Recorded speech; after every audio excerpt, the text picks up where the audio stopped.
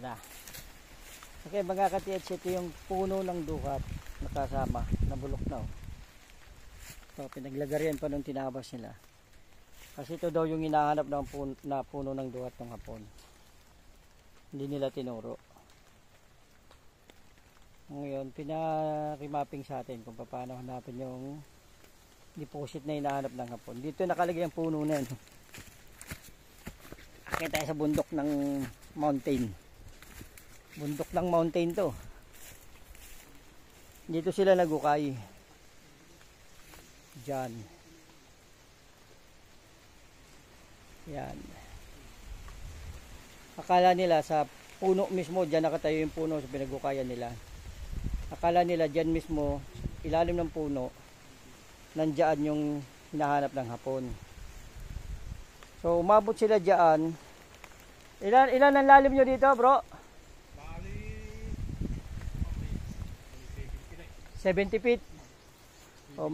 Umabot daw sila dyan ng 70 feet. So assuming mag-80 yan kasi di man eksaktong nasusukat talaga yan. Gumanon pa. Nag-ano pa kayo dyan? Parang nag-dive pa? Dive pa. Diretso yan. Gumanon pa. Paano? Kamay lang, kamay. Diretso. Oo. Tapos gumanon. Humukay pa ng pababa. Pababa. So parang naghagdanan. Nagsigsag ang paghukay. Sigsag sinking, ganun. Ayan. So ang mali, ang ano dyan, kala nila nandyan, lumalim sila ng almost 70 feet. Ito dito yan dyan sa tapat niyan, dyan kinuha yung puno, no? Ilawang ko lang ng ating ano, laser, kung aabutin pa ng laser natin. Yun, ito yung green na ilaw, oh. Dyan, no? Dyan. Dyan. Bakit malaki dito? Dito kayo nagpalaki ng subsob. Nandiyan yung mga batong nagkalat ay. Ayun, dyan daw nagkalat yung malalaking bato. Yung bato na inilagay. Naglatag ng malalaking bato. So lumalim sila ng 70. Kaya lang, kaduda-duda, nalalalim sila ng 70 sa ilalim ng puno. Samantalang yung hapon daw nung pumunta dito ay nagmamadali. So ibig sabihin, mababaw lang yung hahanapin.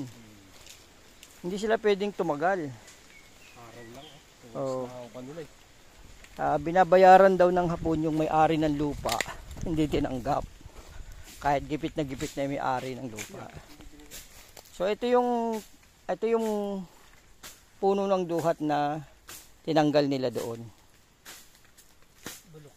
Bulok na.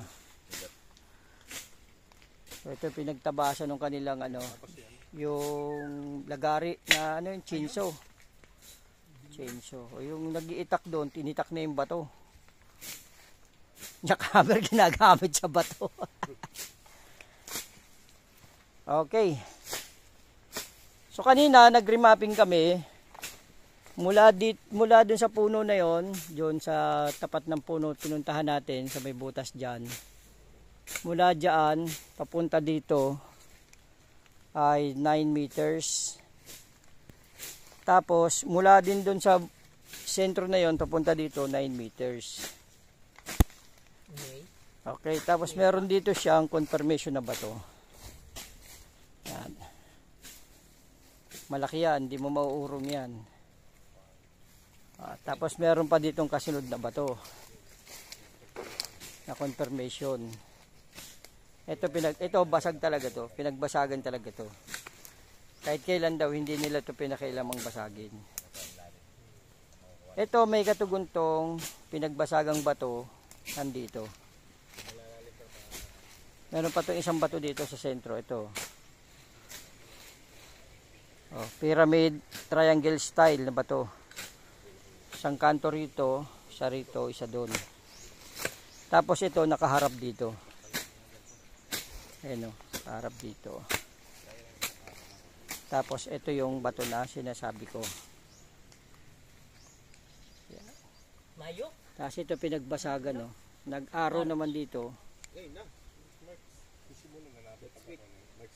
Papunta doon. Sa sa March, sa mahal na araw, maganda yan. Tirik na tirik ang init. Matagbawasan yung kasalanan natin, magpenitensya tayo. Dito ito yung site na may ito kasama dito. gamitin mo siya, hindi masyadong level na 90 degrees ha, dapat nakayuko siya. Para tingnan natin kung Boss, nagkata tayo kanina. Ha? Nagkat. Okay lang. Tuloy lang. Oo. May editor naman tayo eh. Ayo. Sa pool niya to.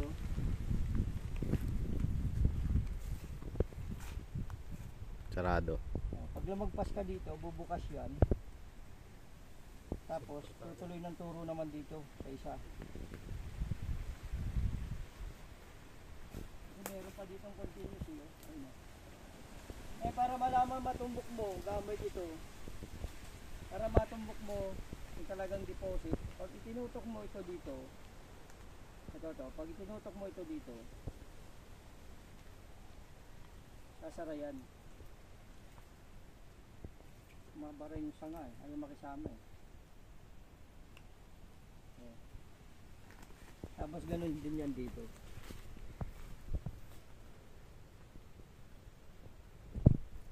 Okay. So kuhain natin yung lalim gamit to. May nagtatanong kung makakuha daw pa doon ng lalim. Hindi natin alam, malalaman natin sa scanner mamaya kung tutugma ito. Mas magandang subukan na natin. May scanner naman tayo eh. Dapat ang lakad ko pala pupunta doon na. Dito. Maliit lang. Tingnan nga natin. Gasaan natin. May deposit nga ito. Laki rin ano? 6 yan eh. Gaang. 9? Dito no? 9. 9 no? 9 meters ba yan? Mm. Yun ang kalayo? Mm. Baka 6 lang. Hindi, siyam nakbang. Tandaan ko dito. Limbin. Baka nga 6 meters lang yan. 6 lang. Lapit lang eh. May meter naman tayo dyan eh. Ito naman sukatin natin ang lalim.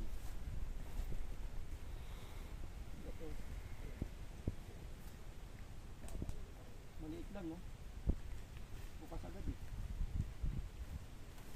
Malalim lang ano. Nagparehas lang.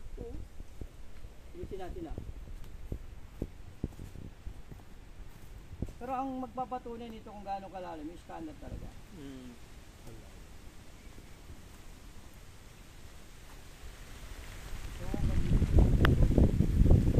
Mga 2 meters lang yan, boss. Ito, Ah.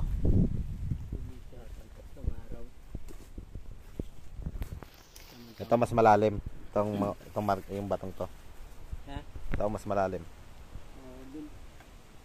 Ano ba na rin ba ito? Mga Egyptian pa gumagamit nito nung araw eh.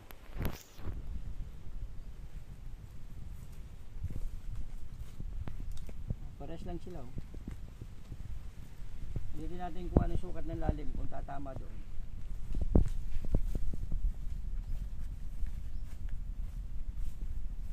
Dito rin yun, di ba? Oo. Dito. Na metroin natin yun tapos tingnan natin sa scanner.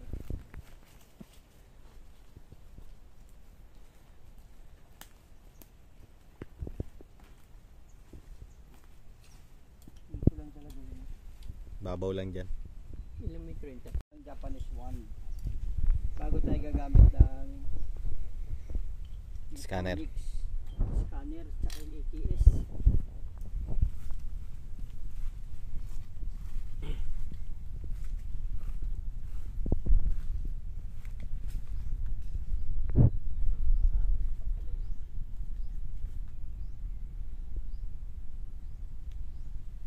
Bilis gumalaw dito bro. Malaki siguro to. Pero malalim-lalim eh. Ayun ah. May isang linggo may yan. O dalawa. Kuhain muna natin yun. Ito muna. Mas mababaw te. Babaw-babaw ito sa tingin ko eh.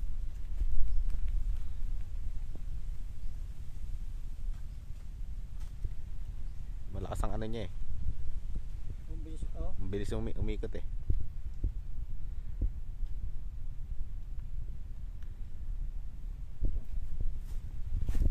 Confirmation ang puno itong bato na to.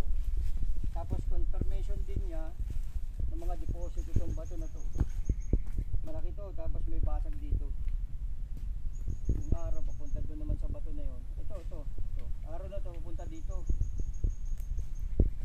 ano to, ito yung tinatawag na coordination marker, mga coordinate marker. Mula rito sa pyramid na to, di mo rin magagalaw to eh. Punta naman dito. Pagdating dito, meron uli ditong binasag ay no. Binasag. Tapos nag-courting arrow na siya dito. Papunta naman dun. Yan, sa tinatawag ni taray na yan. Yan. Tapos ito naman, tumagos yung arrow din dito. Ito. Katago yung giveaway dito. So mula rito, 1 metro yan sigurado. Mula rito, papunta dito, 1 metro yan. Sukatin nga natin para ma-metro bro. Para makita nilang sukat.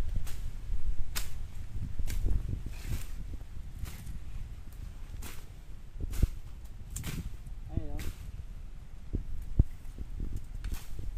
Yan. 5 feet pala. Ayun o, 5 feet.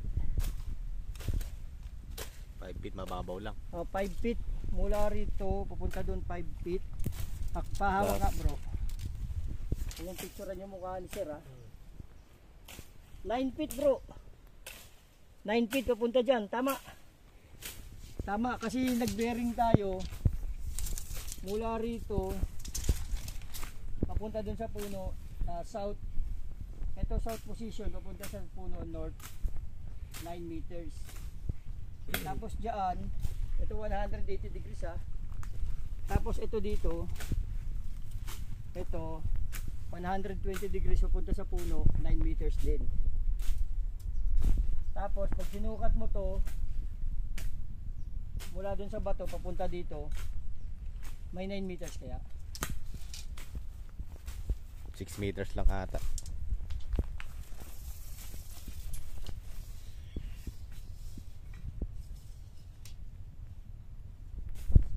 Feet, 5 meters. 16 feet. Oo. 16 feet, 5 meters. Ay, dito tayo sa sentro pala ng bato. Ang kuha 18 niyan. O, di bali ano nga, 6 meters. 18 feet. 6 meters. Tapos, para papunta doon sa susunod na deposit, kung ito mag 3 meters, papunta dyan, ibig sabihin, sakto yung sukat. 6 meters, ilan yung ano? 12 feet lang to eh. 12 feet. 12 feet, bali ano, yung 2 meters, 6 feet, bali 4 feet. Ay ano, 4 meters. 4 meters no? 12 feet. 11 feet. 4 meters. So talagang naka-ano siya, naka-engineering na design. Hindi nagkakala yung mga sukat niya, 9 meters, 6 meters. Itong pangit dito pag nasasagar eh.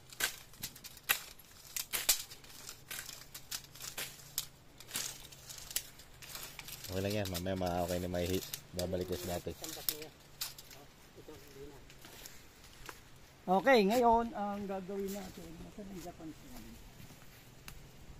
Sabi na natin itong mga ano na to, mga manual na gamit. So bago natin ito, bago kayo mag detect ng scanner, kailangan na remapping nyo, na double check nyo ng mga manual na gamit. Titingnan natin yan kung tatama sa ating scanner.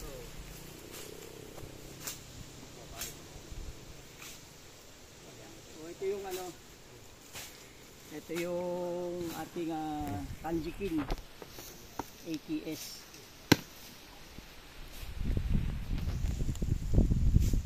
Ngayon, hindi mo na tayo gagamit ang scanner, gagamitin muna natin yung pagiging AKS niya. Pagka na-locate na, kasi locator to eh. Pag na-locate na niya, tsaka natin i-scanin kung parehas ba lahat.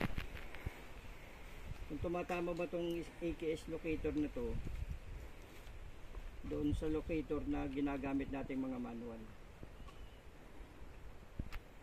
Mga nag-aabang dyan, mga ATH, ito na yung final na, ano natin, actual na gagamitin natin dito sa site. Swerte nung landowner na to. Siya bumasag dito, naka-plastic pa oh. So ito naka naka 24K gold yung kanyang hahanapin. Kasi meron tayo ditong silver, diamond, tunnel at saka bomb. So naka-set siya sa 24K, i-scan lang natin siya. So ang niya, range scan 500 meters, yung depth niya 100 meters. Yung frequency ng gold na ibinigay niya sa 24K ay 31,656 kHz.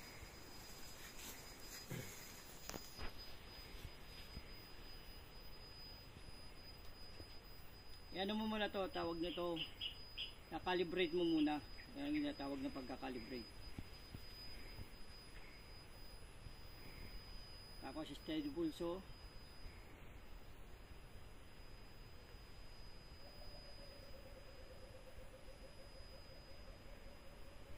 Sapul ba bro? Sapul, ito.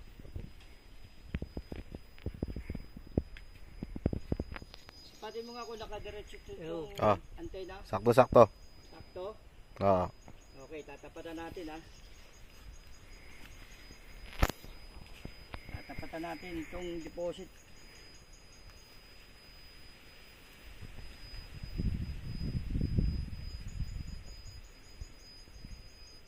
Malakas.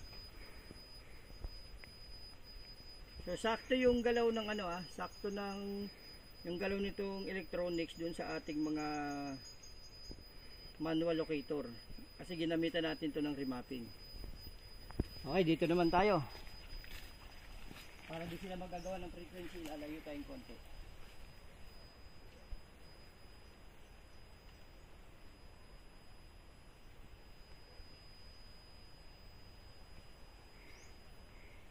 Sapol ba yun, Sapul din. Target natin na giveaway. Ayan. Sapol, giveaway. Ito yung giveaway, Ito.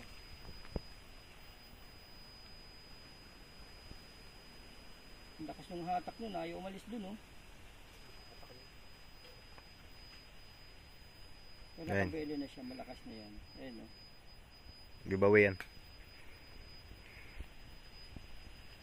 Ito yung nasa 9 meters south position. Nangangawit yung kamay ko pumigil. Okay, so gagamitan na natin ng scanner ngayon.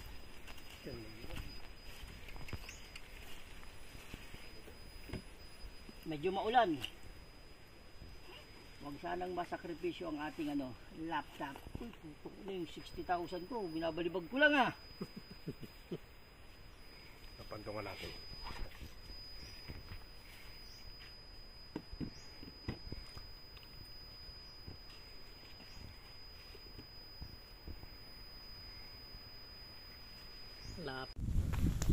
Ayan, ngayon lang ako nakakita ng malapit ang rainbow sa bundok. Ayan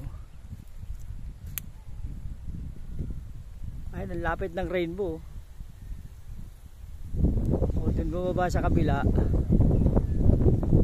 Tapos doon.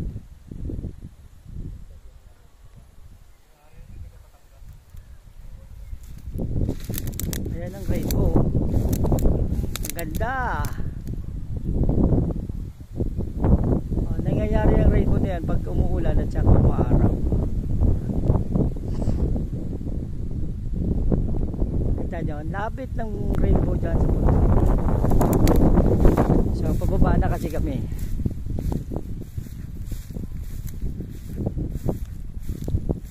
Tapos na kami mag-remapping. Pero yung result ng scan ay ayaw ipakita na ng landowner. Ayaw ipa-video. Ayaw ipa-share. Kaya pasensya na mga ka-TH.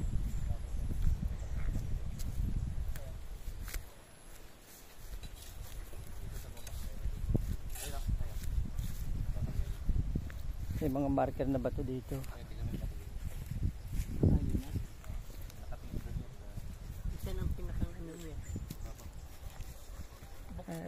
Ito sila tatay yung tsaka si Jigs. Sila yung mga unang-unang kasama ko dito sa Laguna. Bago dumami ang lahat. Silang pasimuno dito.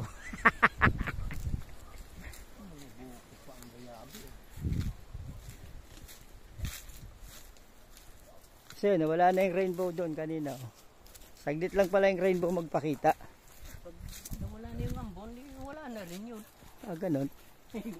Gawa lang ng ambon.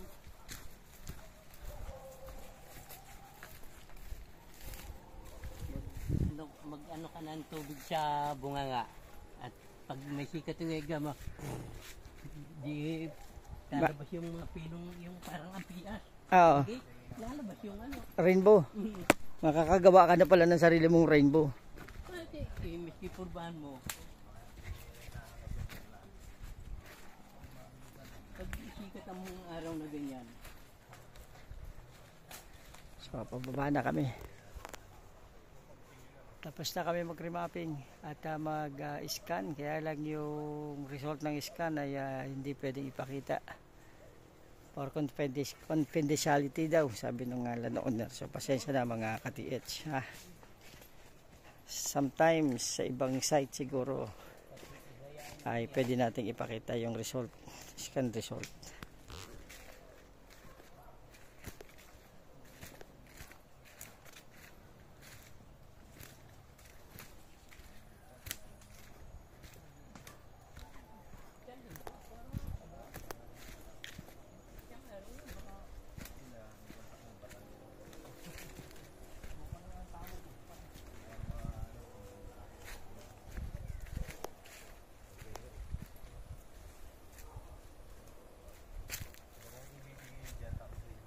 Pababa na kami ng bundok.